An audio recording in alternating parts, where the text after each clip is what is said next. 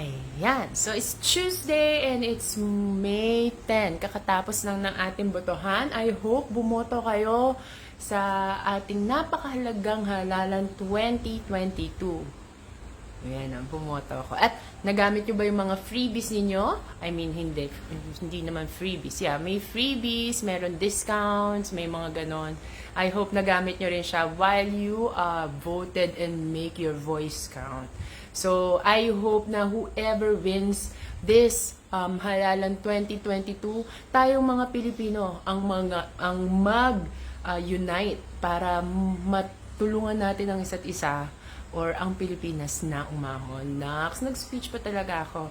But for this Tuesday, our titles Tuesday and Pokari Sweat, okay, meron tayong arm strengthening, very simple arm strengthening na minsan ginagawa natin na hindi natin pinapansin kasi parang napakadali, no? But it's actually gonna make your shoulders stronger, okay?